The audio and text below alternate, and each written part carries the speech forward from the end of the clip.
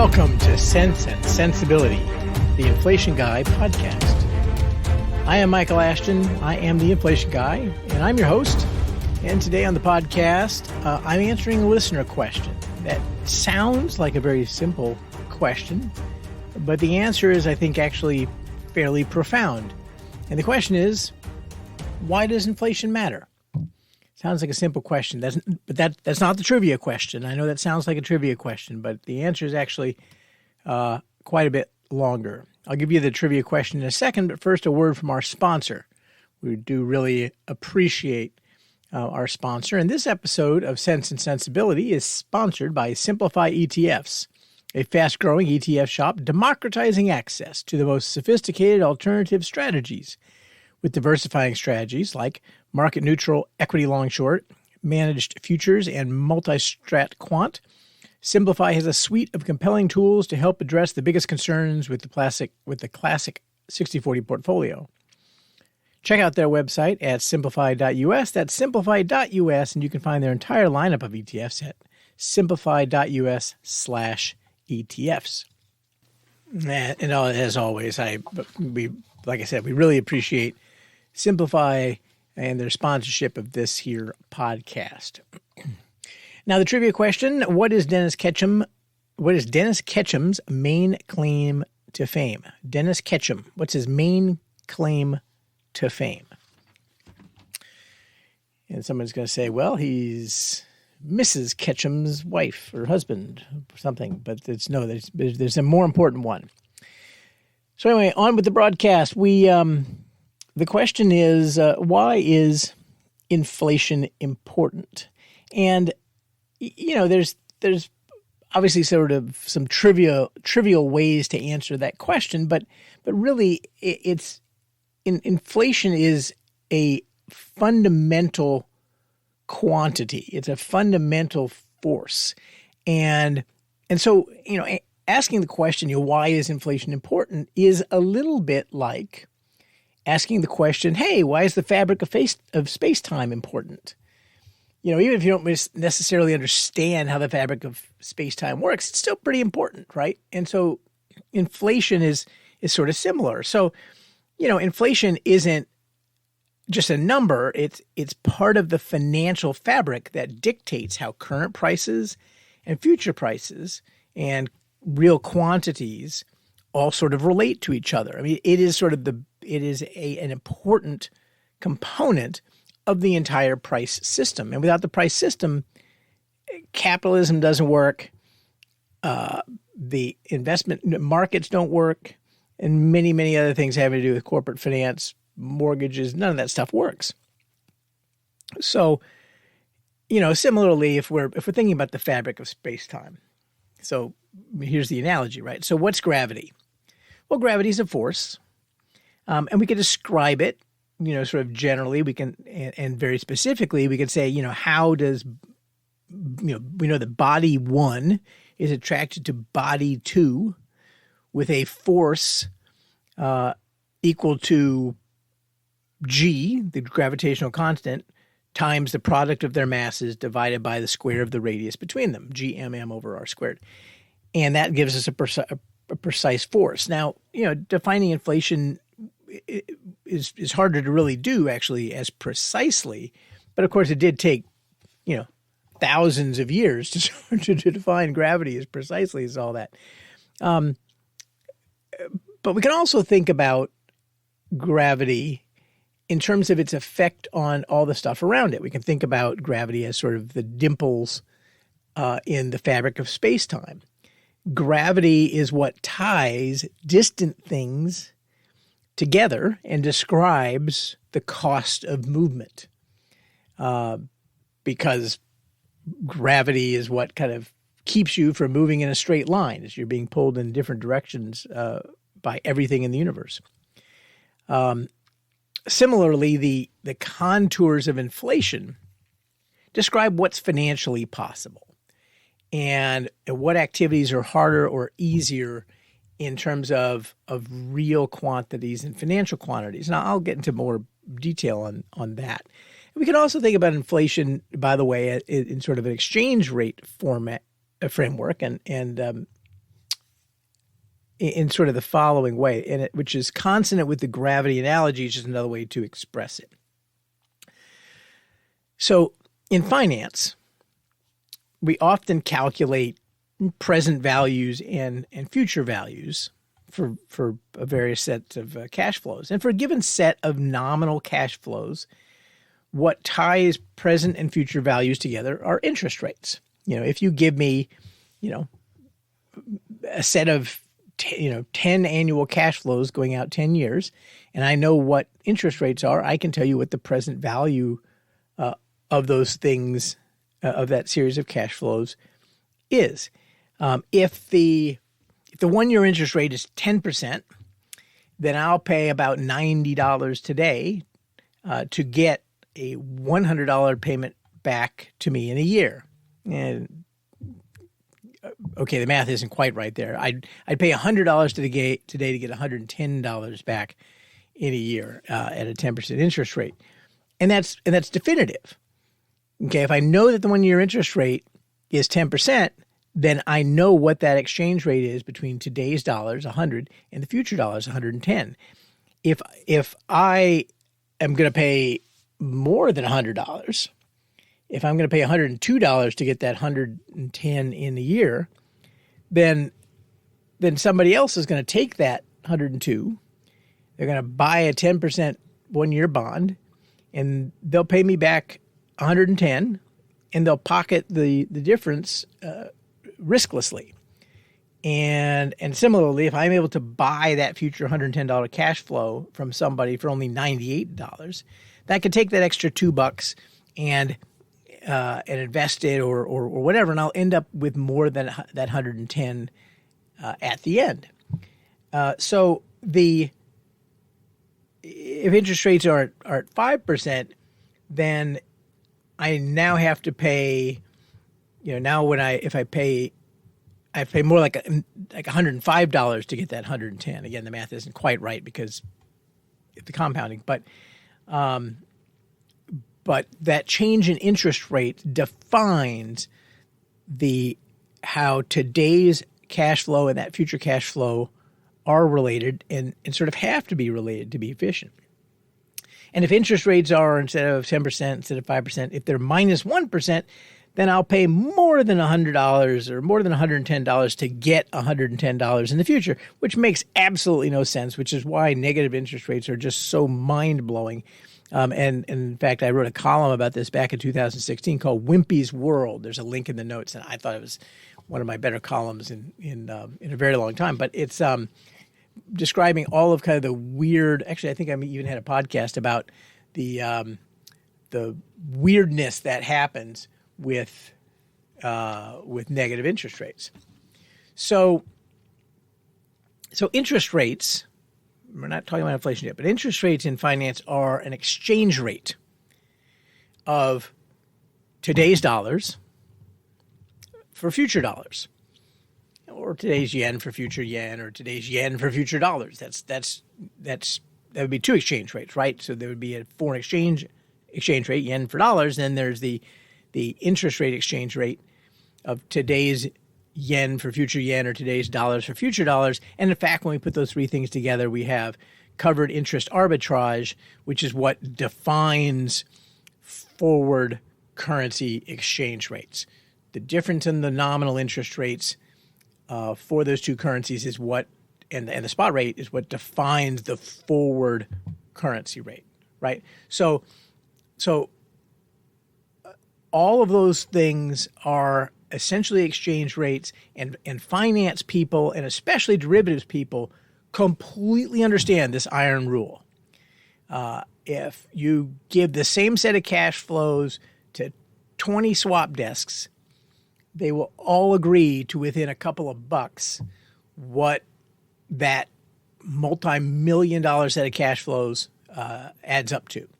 And if anybody is off by more than a couple of bucks, it means they screwed something up. So finance people totally understand that iron rule.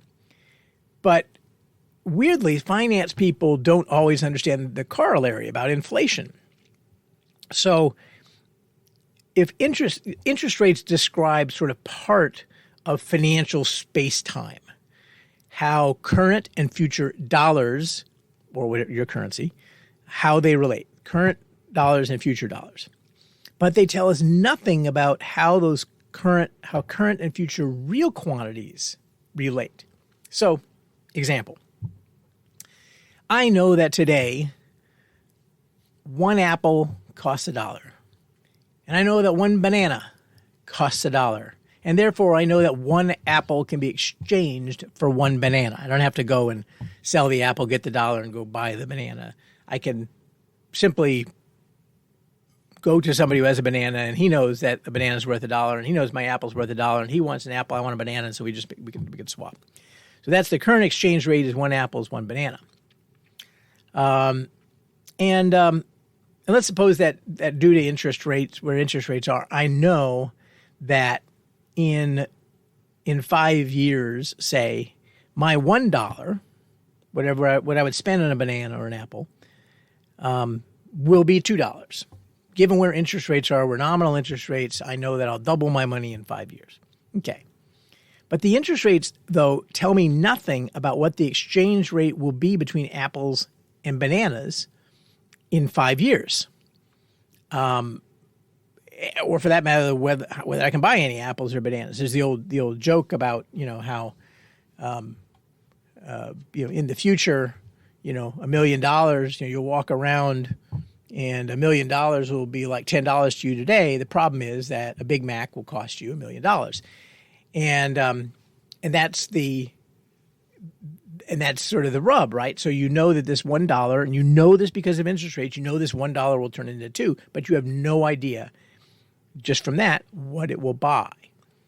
So, but if I know what apples and bananas, what their exchange rate is in the future, and if I know that for all items of exchange, then I have the entire fabric. I know the entire price system, not just today. I know it for the future. I know it for every item at every time horizon, its relationship to the value of every other item. Now, the missing piece is obviously fairly easy to figure out. To figure out the future exchange rate between apples and bananas, I need two things. I need to know the future price of a banana and the future price of an apple in dollars, because I already know, because of nominal interest rates, I know that $1 becomes $2. Okay, but knowing the future price of apples and bananas is the same as asking what an apple inflation is going to be relative to banana inflation. So let's suppose that in 5 years, and we know that banana inflation is 20% a year, and so we know that a banana today costs $1, and in 5 years that banana is going to cost $2. And so if you took your $1 and invested it today, and you had $2 in 5 years, you can still buy a banana. Okay, so, but let's suppose that at the same time, apples have no inflation. In 5 years, an apple still costs $1. So then today, one apple is the same as one banana, but in 5 years, you'll have to trade 2 apples to get that one banana. That one banana is more expensive, it's more valuable, it's worth more apples. An apple in 5 years still costs $1, a banana costs $2, so you have to trade 2 apples to get a banana. Because interest rates were higher than apple inflation, I can buy more apples in the future if I invest my $1. In 5 years, take that $2 and buy 2 apples. That's my real return in units of apples of 100% over 5 years. I've doubled my number of apples. But I have a 0% real return in banana space. Because banana inflation is the same as interest rates, that means its real return is 0. Because, and we talk a lot on this program about the Fisher equation, that nominal interest rates is roughly the sum of real interest rates and expected inflation. And so, and ex post, it's actual inflation. So if my if my banana inflation is the same as interest rates, then that means that my real return in banana space must be zero. Okay, so I can buy one banana today. I can buy one banana in 5 years. That's 0%. That's zero real return. Or we always think about it the other way. We think about it in terms of, the value of the banana and what's the price of the banana. The investment is the banana. So, and maybe this works better with something which doesn't like completely rot away in 5 years. I've got a pile of copper, and in 5 years it's still a pile of copper. So its real return is sort of definitionally zero. Anyway, so that's, but let's just, let's go back. Let's just pretend that bananas don't decay, because I was doing so well with apples and bananas and bringing in copper is now just going to confuse it. So we're just go back. The banana is just like a super banana. It doesn't actually decay. Okay. And so I have a zero return in banana space. I have, if I invest dollars and then buy bananas in the future, or if I just buy a banana today and just hang on to it, either way, I have one banana in the future. So inflation then ties these forward real quantities together. I actually don't need to know what interest rates did to my dollars, to double my dollars in 5 years. I don't have to know that to know the relative apple to banana exchange rate in the future. I just need to know their relative inflations. I need to know that I was able to double, or that I'm able to buy twice as many apples in the future because their price didn't change, and the price of a banana doubled. So that's, if I just know that, I don't have to know anything about what happened to the dollar. The exchange rate between those two items, the real exchange rate between those two real items, is defined by their relative inflations. To know their future prices, then I'd also have to know the exchange rate between today's dollars and future dollars, which is the nominal interest rates. But with just those two things, inflation and nominal yields, I now know everything. Okay, if I know the inflation of all goods and I know the interest rate at which the measuring stick, the dollar, that ties current and future dollars together, then I know the entire price system everywhere. Okay, so what? So, why does inflation matter? Okay, because so I can tell whether future apples or bananas are more valuable. Okay, why do you need to know that? Well, for many of you, you don't. Similarly, most of you don't need to know about the fabric of space-time. I mean, it's there, but you don't really need to know anything about it. But if you're going to be shooting off space probes, for NASA, then suddenly the fabric of space-time is incredibly important. And so if you're a professional investor, or even, an amateur investor, but especially a professional investor, then essentially you're launching space probes and knowing about inflation and how it moves for companies you care about, for the fiduciaries you're investing on behalf of, is not just something, it's almost the only thing. Otherwise, you're just shooting rockets in the general direction of Mars. So, for example, this is all actually very important, but let me give you an example of how a professional investor needs to know more about inflation than most of them really take time to know about. Suppose you're the CIO, the chief investment officer for a hospital endowment. So there's a pot of money meant to support the activities of the hospital over the next 100 years. And the question for the chief investment officer is how do you invest that money? Well, what's your goal? Your goal is not actually to maximize the total size of the endowment. There's no definitive way to do that. All ways to increase the size of the endowment are subject to some kind of risk. I guess trivially, there is a path with zero risk in nominal space, which is to just do nothing and hold cash. And there are some things which have essentially zero risk in real space, but there's a trade-off between that risk in that expected return. So your goal is really to maximize. We tend to think of things. We tend to express investment goals as maximize the return subject to the level of risk. And the problem is that if what you have is an endowment and your goal is to maximize the flow of future medical services you can provide, then the relevance is not to maximize, that flow relative to some nominal risk, risk vector. It's to maximize the flow of medical services you can provide, subject to the risk that your strategy leaves you providing less of those medical services instead. So that risk and the units of return are both in units of healthcare prices. Ergo,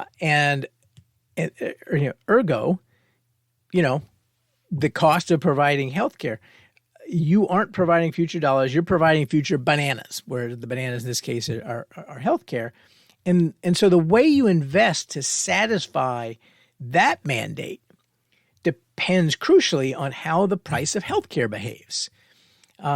If it happens to behave exactly like crypto, then you can have something which has got the risk of crypto and a little bit of return, and you'll end up, with something which is fairly low risk, because every time crypto plunges, so does the cost of providing healthcare services. Now, obviously, that's nonsense, but in such a case, crypto would be a really good hedge for that sort of thing, because it's moving just like the thing that you're trying to provide. And this is obviously the basis of liability-driven investing. You're looking at what it is that costs, what that liability is really denominated in terms of, and you're rephrasing your risk and return goal to being maximize the return in units of the thing that you're supposed to be providing, subject to the risk of shortfall in units of the thing you're supposed to be providing. So if you can find something that has a good return and whose risk is related to the price of healthcare, then that sort of solution dominates a solution which just generally is a mean variance optimization using nominal quantities. And again, if you're a professional investor who manages an educational endowment or a healthcare endowment, that's what they're doing. They're doing liability-driven investing, where the cost and the behavior of that liability is all they care about. But even those investors don't necessarily think about that behavior. They don't necessarily think about what the dynamics of inflation is in that particular space. For other people, if you're not managing a healthcare endowment, a broader inflation index will do.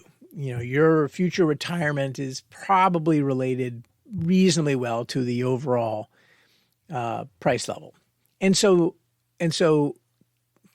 taking into account the exchange of today's retirement, cost of retirement, the exchange rate between that and the future cost of retirement, that's retirement inflation. That's kind of very similar to overall inflation. And therefore, when you're investing, that's your future liability. You're saving for that future retirement. And so that needs to be part of your investing equation. If you are a Quebec retiree, then you may want something that has a little more specificity to your future cost of retiring in Quebec than somebody who's living in Miami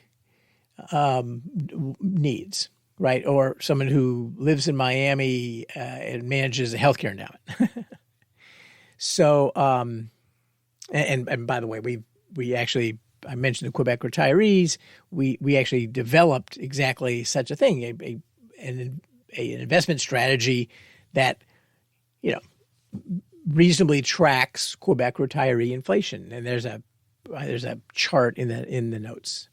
in the show notes. And by the way, just because you don't know exactly future inflation doesn't mean you shouldn't care very, very deeply and try to take it into account, right? I mean, none of us knows future inflation at all.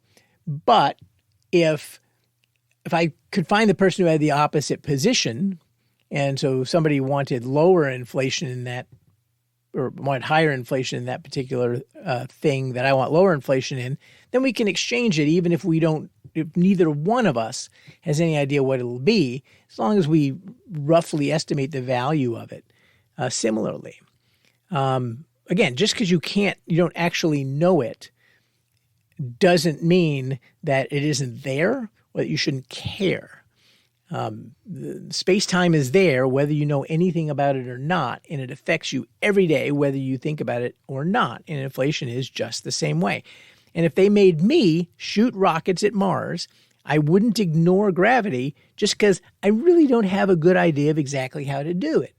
I would think about gravity. I'd try to learn everything I can about gravity, and I try to take it into account when I, started shooting astronauts out to Mars. So, inflation is very similar to that, analogous to that, and that's why inflation is important. Inflation is a critical part of the fabric of the financial fabric of space-time. It is because the price of goods and services today is the price system. The price of goods and services in the future is the price system.